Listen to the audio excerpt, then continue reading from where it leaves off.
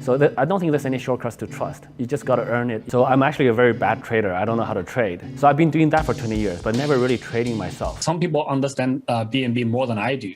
So who is CZ? Where do you come from? So I was born in China, and then I moved to Canada when I was 12.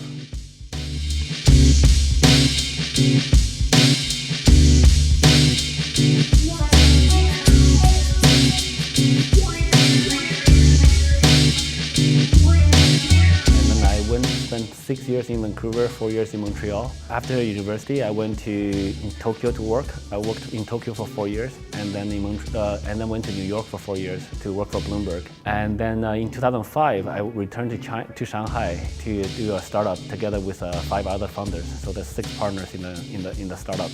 That company is still there. In 2013, I decided to leave that company.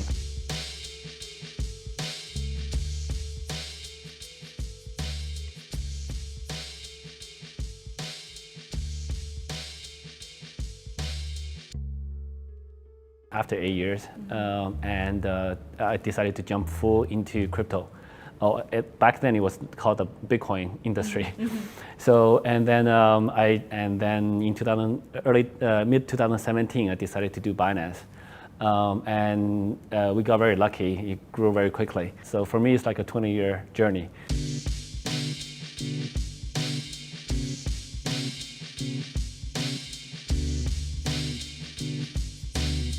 So myself, I was never really involved in trading, even today. So I'm actually a very bad trader. I don't know how to trade, but I know how to do trading systems. So this is I think of myself more like the blacksmith that's making the sword for people with kung fu masters to use. So I was always making those trading tools. So systems. I come from a programming background. So I've been doing that for 20 years, but never really trading myself. So every time I try to trade myself, it never worked. You mean you lose all the money, or you just can't transfer it?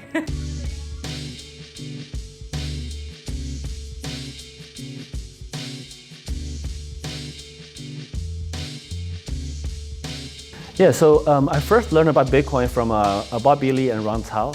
Bobby Lee was the CEO of BTC China, so before they disbanded that exchange, and Ron Cao was his institutional investor. At the time, Ron Cao was with Lightspeed Ventures. Right now, he runs Sky9 Capital. Both of them are a very good friend of mine. I've known them for like 3 or 4 years before 2013. So I've known them like from 2008, 2009-ish. So when they asked me to look into it, and Ron's investing in Bobby, BTC China, and the whole thing looks really good, and I looked into it. But the thing that turned for me was the Vegas conference in December 2013.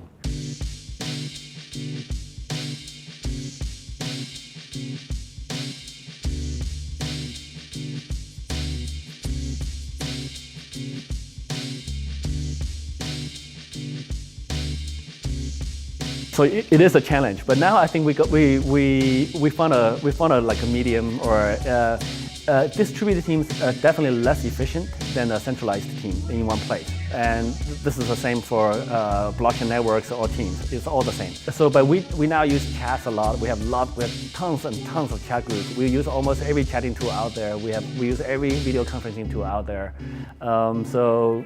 We have a way that it works now. So basically, we just want to provide a few infrastructure services in the blockchain space. I think it's the same proportion of people who are in traditional stock markets or any markets that's actively traded. There's always guys who do fundamental research and understand the underlying assets in a lot of detail. Some people understand BNB more than I do. And then there are people who just follow other people, who just following the herd. There's always a large number of people having the herd mentality than the guys who actually do serious research. But I think if you're honestly shooting for the long-term growth and building value and doing everything properly, people will know. I think there's no shortcuts to it. So I don't think there's any shortcuts to trust. You just got to earn it. You just got to build it. So I think every decision you make, you got to think about it.